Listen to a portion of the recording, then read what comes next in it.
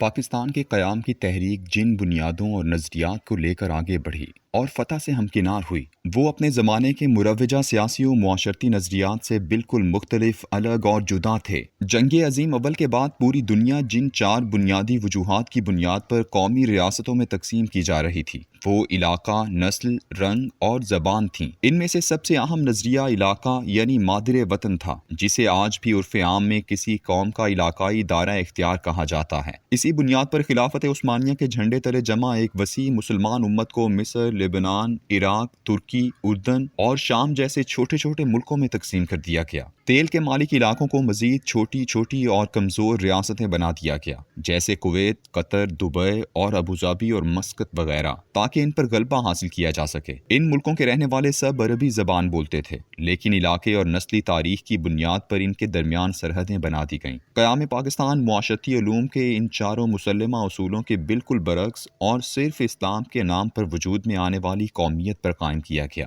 رنگ، زبان، نسل اور علاقے کی تمام حدود و قیود سے انکار کیا گیا، لیکن تخلیق پاکستان کے فوراً بعد انگریز کے ورثے میں چھوڑی ہوئی سیاسی ضروریت، بیوروکریسی اور بائیں بازو کے دانشوروں نے اس معجزے کو قومی ریاستوں کے ادغام کے تصور سے تشبیہ دی اور یہ ثابت کرنے کی کوشش کی کہ پاکستان دراصل 5 مختلف علاقائی اور نسلی اقوام نے مل کر بنایا ہے، اور یہی اس نوزائیدہ ملک کی بنیادی اکائیاں ہیں۔ یہی وجہ ہے کہ پہلے دن سے ہی ان 5 بنیادی اکائیوں کو ہی اہم قرار دیا جانے لگا، اور وہ بنیادی مضبوط اکائی اسلام نظروں سے مکمل طور پر اوجھل ہو گئی۔ یہ سب کچھ ایک خاص مقصد کے لیے کیا گیا۔ اصل حقیقت یہ ہے کہ اس مملکت خداداد پاکستان کی تخلیق اس وقت ممکن ہوئی جب پنجاب، سندھ، بلوچستان سرحد اور بنگال کے بسنے والے عوام نے اپنی قومیتوں، نسلوں اور علاقائی بندشوں سے انکار کیا۔ ایک دادا کی اولادوں نے اپنے رشتہ داروں کو اس لیے بھائی اور ہم وطن ماننے سے انکار کر دیا کیونکہ وہ کلمہ طیبہ نہیں پڑھتے تھے۔ لوگ اپنی زمینیں، گھر، جائیدادیں،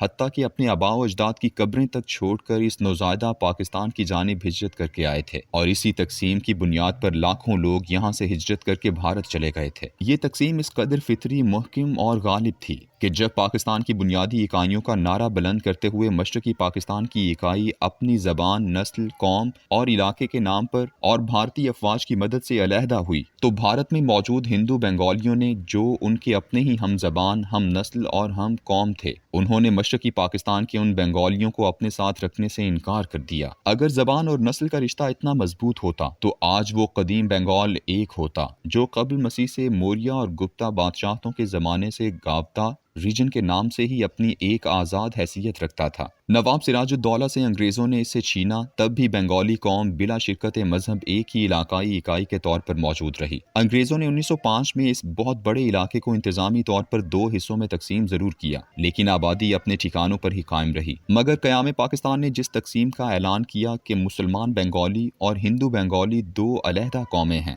تو حیران کن بات یہ ہے کہ یہ تقسیم اس قدر مضبوط، مستحکم اور عوامی جذبات کی آئینہ دار ثابت ہوئی کہ 1971 میں ایک ہندوتوا اور ایک پوتر بھارت کے علمبردار بھارت نے مسلمان بنگالیوں کو اپنے ساتھ رکھنے سے انکار کر دیا۔ یوں 16 دسمبر 1971 کو دنیا میں 2 مصنوعی قومیتیں تخلیق کی گئیں، ایک بنگالی جو بھارتی ریاست بنگال میں رہتے ہیں اور دوسرے بنگلہ دیشی جو نوزائیدہ ملک بنگلہ دیش کے شہری ہیں۔ حالانکہ حقیقت یہ ہے کہ اصل میں ہندو بنگالی جو بھارت میں رہتے ہیں اور مسلمان بنگالی جو بنگلہ دیش میں رہتے ہیں، یہ 2 قومیں ہیں، یعنی ایک اور ملک 2 قومی نظریے کی بنیاد پر تخلیق ہوا۔ بنگلہ دیش کی تخلیق کے بعد میرے ملک کی سیکولر، لبرل اور اسلام دشمن قوم پرست قوتوں نے زور و شور سے یہ نعرہ بلند کرنا شروع کیا کہ جب تک ہم اکائیوں کو خود مختاری نہیں دیں گے، اس وقت تک ہم اکٹھے نہیں رہ سکتے۔ یوں بقیہ ماندہ پاکستان کو انگریز کے تراشیدہ 4 علاقائی صوبوں میں منقسم کرنے کا خوفناک منصوبہ اس قدر زور و شور سے پھیلایا گیا کہ اس ملک کا ترقی پسند دانشور ایک فقرہ بول کر ڈرانے لگا کہ ہم نے مشرقی پاکستان کے سانحے سے کوئی سبق حاصل نہیں کیا۔ حالت یہاں تک آ پہنچی کہ قوم پرست سیاسی رہنما مسلسل اس ملک کے ٹوٹنے کی خبریں اڑانے لگے۔ پاکستان کے خاتمے کا خواب دیکھنے والے یہ نعرے باز اس قدر دوگلے ہیں کہ اگر ان کے صوبوں کو وہاں آباد اقلیتوں کی بنیاد پر تقسیم کرنے کی بات کی جائے تو یہ خون کی ندیاں بہا دینے پر تیار ہو جاتے ہیں۔ یہ صوبے کیا آسمان سے اترے ہیں؟ یہ لکیریں تو انگریز نے اپنی انتظامی آسانی کے لیے کھینچی تھیں، ورنہ تاریخی طور پر تو یہ پورا خطہ سندھ اور خراسان نام کے 2 علاقوں پر مشتمل تھا۔ پنجاب، سندھ، بلوچستان اور سابقہ صوبہ سرحد اور قبائلی علاقہ جات، یہ سب صوبے جو انگریز نے بنائے، کسی ایک نسل، زبان یا قوم سے وابستہ شناختیں ہرگز نہیں ہیں۔ ہر صوبے میں ایک اکثریتی قوم آباد ہے اور اس کے ساتھ ساتھ ایک یا ایک سے زیادہ اقلیتیں بھی رہتی ہیں۔ پنجاب میں سرائیکی قوم خود کو ایک علیحدہ اکائی سمجھتی ہے، جبکہ ریاست بہاولپور والے سرائیکی وڈیروں سے خود کو آزاد خیال کرتے ہیں۔ پوچوہار کے بسنے والے ہندو شاہی زمانے سے خود کو علیحدہ تصور کرتے ہیں۔ اسی طرح بلوچستان کے پشتون کبھی بھی بلوچ ریاست کلات کا حصہ نہیں رہے اور پشتونوں کے قوم پرست رہنما اپنے علاقے کو جنوبی پختونخوا کہتے ہیں۔ سابقہ سرحد اور موجودہ خیبر پختونخوا میں ہزارہ ڈویژن کے لوگ نسلاً بھی علیحدہ ہیں اور زبان اور ثقافت بھی علیحدہ رکھتے ہیں اور اپنے لیے ایک علیحدہ صوبے کی تحریک بھی چلا چکے ہیں۔ اسی طرح ریاست سوات والے خود کو جدا تصور کرتے ہیں۔